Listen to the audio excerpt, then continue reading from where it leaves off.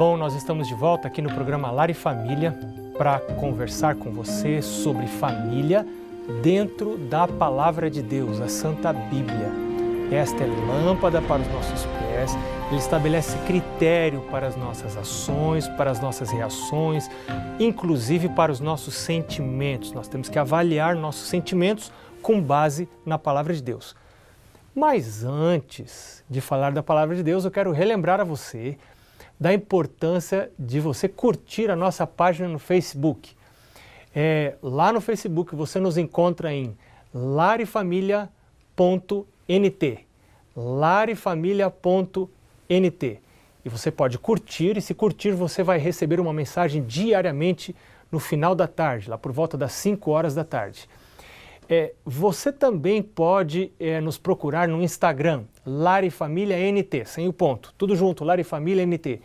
E no nosso blog, o blog do Lar e Família na Novo Tempo, onde você pode ver os programas anteriores e você também pode pedir o estudo bíblico, o estudo da Bíblia sobre família. Família Feliz é o título desse estudo. Eu ainda quero mostrar para você uma outra coisa importante que você talvez já tenha. Muitos de vocês já têm esta coleção. Se você está procurando o livro Orientação da Criança, que será o livro utilizado, no programa Adoração em Família, que várias igrejas estão utilizando, você tem a opção de encontrar o livro Orientação da Criança aqui dentro desta coleção. É uma coleção de 6 livros, e um desses livros é o livro Orientação da Criança. Por que eu estou falando desse livro? Porque ele é extremamente importante no nosso processo de guiar filhos para o céu, não importa a idade. Se você tem filhos que ainda moram com você, ainda que sejam jovens, este livro vai ajudar você a estabelecer critérios corretos, um ambiente correto para a ajudar esses filhos a alcançarem a vida eterna. Existem coisas que nós precisamos fazer. Nós, pais, precisamos fazer. Eu quero contar para você, por exemplo, uma história que eu ouvi esta semana. Eu estava viajando com um pastor amigo meu e ele é pastor em São Paulo e ele estava me contando sobre a sua mãe. Ele disse que ele lembra que quando ele tinha 6 anos, a mãe dizia para ele assim: filho, sabe que vai vir uma perseguição sobre o povo de Deus? E um dia talvez nós sejamos chamados a deixar as grandes cidades. E ele arregalava os olhos e a mãe dizia: filho, você deve estar preparado para que quando eu disser, filho, vamos sair, você saia com a mãe. Ele disse que a mãe era uma pessoa muito simples, mas ele cresceu com aquela ideia de preparar-se para as coisas do fim, porque Jesus estava voltando. E você não admira que hoje ele seja um pastor que entregou a sua vida para o ministério, para o trabalho de Deus? A sua mãe, na simplicidade dela, estava preparando o filho para que ele cumprisse o plano de Deus na sua vida. Esse mesmo pastor me contou que a mãe dizia para ele: filho, enquanto você depender de mim, você vai servir a Deus. Eu achei muito interessante, porque hoje existem pais que não tomam a sua posição de liderança em casa e não dizem para os filhos o que fazer. Eu escutei minha esposa me contando esses dias que viu um vídeo de um palestrante que dizia que antigamente os pais chegavam no restaurante com os filhos e diziam para os filhos: filho, você senta aqui, você ali, você aqui e você aqui. Mas hoje os pais chegam ao restaurante, segundo esse palestrante, e dizem: onde você quer sentar, meu filho? Eu tenho visto pais em restaurantes, em refeitórios, dizendo para os filhos: filho, o que você quer comer hoje? Filho, você quer salada? Você quer alface, meu filho? O filho diz: não. Você quer tomate, meu filho? Não. Você quer cebola, meu filho? Não. Você quer batata frita? Ou seja, quem determina o que vai comer é o filho. Mas espera um pouco. Deus nos colocou como pais, como líderes da nossa casa. Nós precisamos dar o rumo para os filhos. Até onde essa liderança é legítima e até onde ela é ilegítima? Neste livro, orientação da criança, você vai encontrar orientação legítima, orientação baseada na palavra de Deus para pais que querem levar os seus filhos para o céu. Tá bem? Busque o programa Adoração em Família. Busque aí no Google, Adoração em Família, ou se não, você busque em adv.st/adoração em família, sem o cedilha, nem o tio, ou seja, Adoracal em família, adoração em família.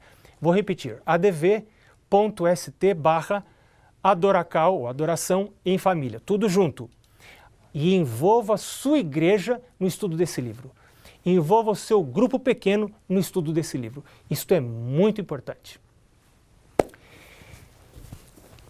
E agora nós vamos estudar a Bíblia. Nós vamos continuar com Paulo no livro de Romanos. Nós aprendemos coisas interessantes no último programa sobre como Paulo se dirigiu aos cristãos em Roma que estavam vivendo um conflito. Você está sendo chamado a intermediar um conflito? Lembre-se o que Paulo fez? Nós já vimos no programa anterior que Paulo começou com palavras de afirmação. Paulo disse: eu dou graças a Deus por vocês. Eu dou graças a Deus porque eu tenho ouvido da fé de vocês. Paulo também disse que incessantemente orava a Deus por eles. Você tem orado pelos seus filhos? Você tem orado pelas pessoas que lhe rodeiam? Você tem a sua lista de oração intercessora? Esta era parte do ministério de Paulo. Mas Paulo também tinha sempre a intenção de estar fisicamente presente junto àquelas pessoas a quem ele queria influenciar. Nós educamos quando influenciamos. E nós influenciamos melhor quando estamos presentes. A presença é muito importante. Lá no Jardim do Éden, Deus, o próprio Deus, vinha comungar com Adão e Eva na viração do dia, no começo do dia e no final do dia. O melhor presente que um pai pode dar para um filho é estar presente. O melhor presente que uma mãe pode dar para um filho, para uma filha, é estar presente. Você marca a presença na vida dos seus filhos? Ou seus filhos passam metade ou mais do tempo da sua vida sozinhos, sem nenhuma supervisão, sem que ninguém veja onde eles estão navegando, e ainda com os seus aparelhos portáteis, seja o seu iPad ou o seu smartphone, navegando, sabe lá Deus por onde? Você sabe quem são os amigos dos seus filhos? Você tem tempo diariamente para conversar com os filhos, saber o que eles estão fazendo, quais os problemas que eles estão enfrentando? É este relacionamento que vai nos dar autoridade para educá-los. Se este relacionamento for amoroso, se este relacionamento for agradável, mas se neste relacionamento os limites forem claros, nós precisamos estabelecer limites. Toda a casa para funcionar precisa ter regras, mas estas regras precisam ser discutidas pelos pais, ou se você é um pai ou uma mãe solteira, mora sozinho e precisa cuidar dos filhos, você pode estabelecer as regras, regras baseadas na palavra de Deus e também em livros que são baseados na palavra de Deus, como por exemplo o livro Orientação da Criança. É um livro extremamente importante para a educação dos filhos. Eu não posso imaginar pais criando os filhos, pais cristãos criando filhos, sem a leitura desse livro. E este livro exerceu tremenda influência na vida da minha família, na vida dos meus pais, na minha vida através dos meus pais. Então é importante que nós estabeleçamos esses limites. Mas eu quero destacar aqui a importância de você estar presente, fisicamente presente na vida dos filhos, todos os dias. Há pais que viajam muito, há pais que não viajam, mas que não estão com os filhos, porque estão cuidando da sua vida, estão cuidando dos seus interesses, estão cuidando de desenvolver poder, estão cuidando de ter muita influência nas coisas deste mundo, estão cuidando de correr atrás de dinheiro para ficar mais rico, imaginando que é de dinheiro que os filhos precisam. Os filhos não precisam de dinheiro. Você tem coisas mais importantes do que dinheiro para dar para os seus filhos. Existem pessoas que são tão pobres, mas tão pobres, dizia o padre Zezinho, que a única coisa que tem é dinheiro. Isto é o cúmulo da pobreza. Faça dos seus filhos filhos ricos, ainda que o pai seja pobre. Se você é pobre dos bens deste mundo, você pode ser rico dos bens eternos. Você pode ser rico no andar com Jesus.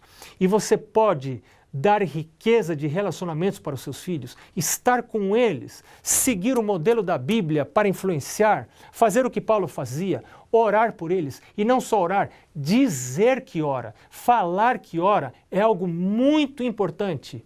E agora nós vamos para o verso 16 de Romanos capítulo 1. Romanos capítulo 1, verso 16, você já está com sua Bíblia? Você tem uma Bíblia? Você sublinha a sua Bíblia? Você tem a sua reguinha para sublinhar a Bíblia? Olha, isso é muito importante, ter uma Bíblia que é só sua. Todos os dias você a estuda no momento regular. Muito bem, o verso 16, Paulo agora continua. Paulo havia dito, eu quero ir encontrar vocês, porque eu quero ir até em Roma um dia, estou orando a Deus, pedindo ajuda a Deus. Eu quero ir aí visitar vocês, porque eu quero partilhar com vocês o Evangelho. Estou pronto a anunciar o Evangelho também em Roma, ele disse no verso 15. Agora no verso 16 ele diz, pois não me envergonho do Evangelho, porque é o poder de Deus para a salvação de todo aquele que crê, primeiro do judeu e também do grego.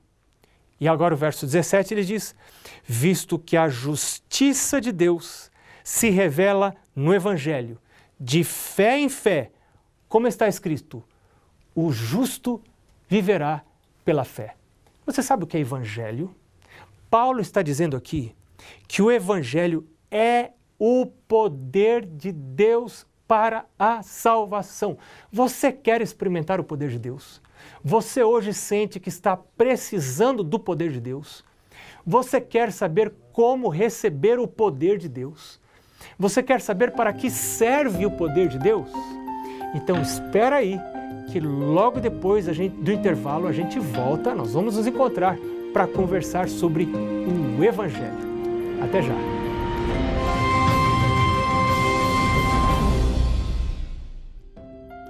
No primeiro bloco eu perguntei para você se você estava precisando do poder de Deus. Você está passando por um momento difícil da sua vida e sente que precisa do poder de Deus em você, na sua casa, nos seus filhos, com o seu cônjuge. Como receber o poder de Deus? O que significa ter o poder de Deus? Para que serve o poder de Deus? Paulo disse para os cristãos de Roma, eu quero visitar vocês, estou fazendo planos para visitar vocês. Paulo sabia que a gente educa e a gente transmite valores pela presença. A gente fortalece relacionamentos pela presença. Um pai que não pode estar presente não deveria ser pai.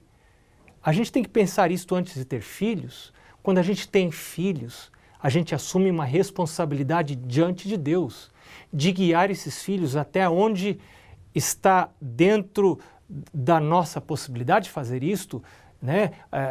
Levar os filhos para o céu. Claro que Deus dotou aos filhos também de livre-arbítrio, e em algum momento eles vão tomar a sua decisão. E se algum filho decidiu se afastar do reino de Deus, nem sempre é por culpa dos pais. Muitas vezes é, algumas vezes é, mas nem sempre é culpa dos pais. A gente tem que lembrar que na família de Jesus, na família dos discípulos de Jesus, um deles se desviou. Lá no céu, 1/3 dos anjos se desviaram e lá era o céu.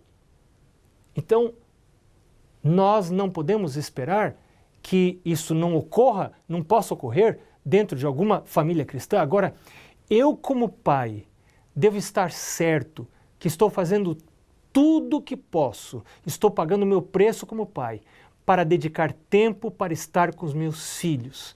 Isto é muito importante. Estar de maneira formal, e eu estou me referindo aos momentos de estar na igreja, de maneira formal. Eu vou aos cultos com os meus filhos. Se os filhos são pequenos, nós nos sentamos juntos. Eu tenho ido em algumas igrejas que os pais acham bonito deixar os filhos todos lá num banco da frente. E esses filhos estão sem direção, esses filhos estão sem a liderança dos pais, esses filhos nem sempre, para ser bondoso, porque eu queria dizer muitas vezes, na maioria das vezes, não sabem como se comportar na casa de Deus. Os filhos deveriam estar com os pais dentro da igreja.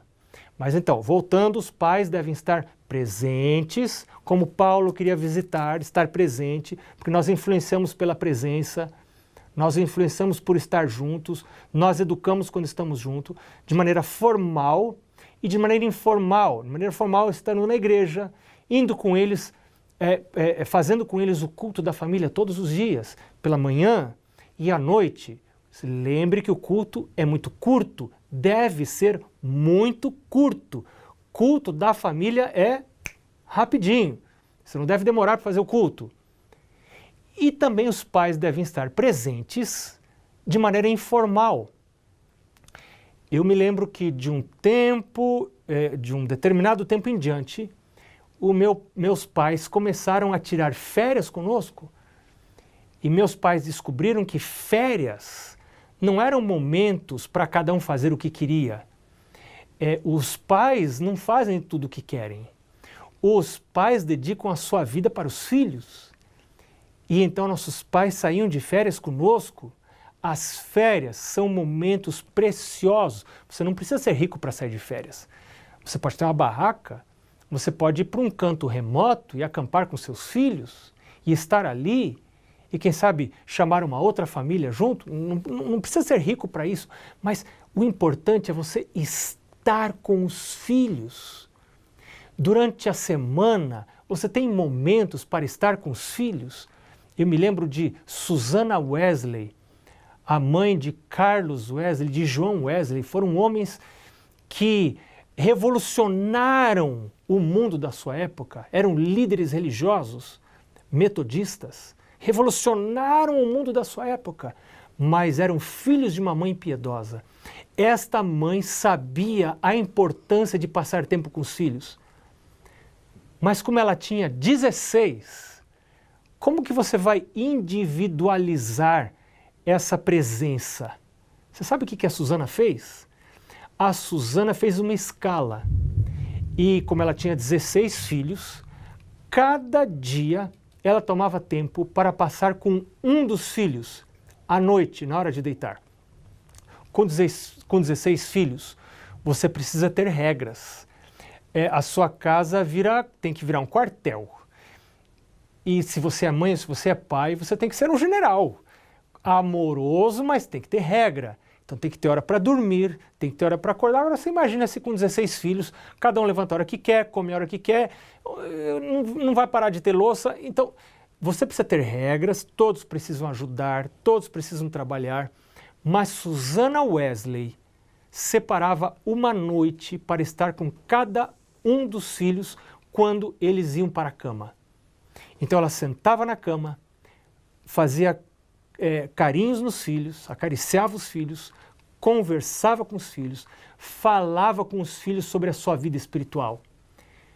Paulo estava querendo visitar os cristãos de Roma para partilhar com eles o Evangelho.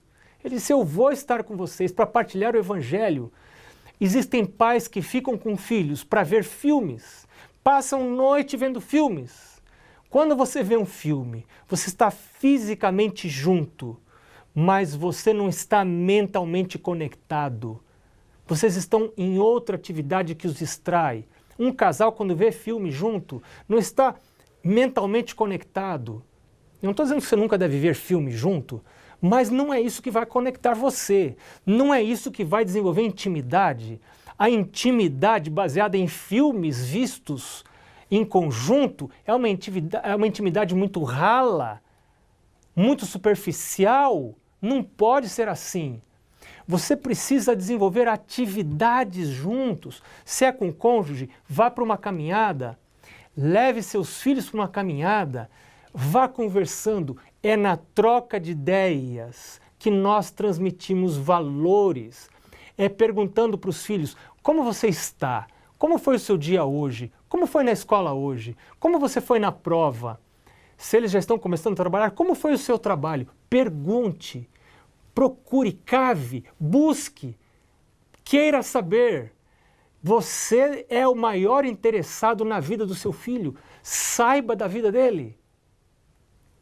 E então no verso 16, Paulo diz, eu não me envergonho do Evangelho, porque o Evangelho é o poder de Deus para a salvação. Eu fiquei pensando muito nesta afirmação de Paulo, e eu fiquei pensando no número de vezes em que eu já me envergonhei do Evangelho. Se eu tenho vergonha do Evangelho, se eu não confesso o Evangelho diante dos homens, eu não posso experimentar o poder de Deus. Porque o poder de Deus se manifesta através do Evangelho. Você tem vergonha do Evangelho? Seus colegas de trabalho sabem que você quer buscar a Deus? Sabe que você está envolvido na busca de Deus? Eu sei que Deus está chamando você. Porque se você não estivesse sendo chamado por Deus, você não estaria assistindo esse programa agora. Eu sei que Deus tem um plano para você. Eu sei que Deus quer você. Eu sei que Deus quer beneficiar você. Eu sei que Deus quer revelar o seu poder na sua vida. E eu sei também que Deus quer revelar o poder dele na vida da sua família através de você. Mas tudo precisa começar em você, com você. Mas eu não posso ter vergonha do Evangelho. Eu preciso confessar a Jesus diante dos homens. E se eu confessar a Jesus diante dos homens, Jesus vai confessar o meu nome diante do Pai que está nos céus. Ele vai dizer, Pai, aquele é meu filho, aquela é minha filha. Não se envergonhe do Evangelho. A palavra Evangelho vem do grego euangelion, que quer dizer boas novas, boas notícias, notícias alvissareiras, notícias positivas. Que boas notícias são essas? E eu quero resumir para você a minha compreensão do Evangelho. O Evangelho diz que há salvação em Jesus. Porque a palavra de Deus diz que, Romanos capítulo 8, verso 28, nós vamos chegar lá, diz que todas as coisas contribuem para o bem daqueles que amam a Deus. E Paulo estava sofrendo, em algum determinado período da sua vida, de algo que ele chamava de o espinho na carne. E ele pediu para que Deus removesse esse espinho na carne. Mas Deus disse, Paulo, basta, não me fale mais nisto. A minha graça te basta, porque o meu poder se aperfeiçoa na sua fraqueza. Quando você é fraco, aí que você é forte, porque você vai me buscar. Quando você sente a sua debilidade, você precisa ajoelhar e buscar a Deus, ir à igreja, estudar a Bíblia, desenvolver rotinas de oração, porque você tem problemas. E talvez se você não tivesse problemas, você não oraria tanto quanto você vai orar agora. Então, às vezes, Deus pode me livrar, Deus sempre pode me livrar, mas nem sempre Deus me livrará dos meus problemas, porque algumas vezes esses problemas são um instrumento de Deus para o aperfeiçoamento do meu caráter.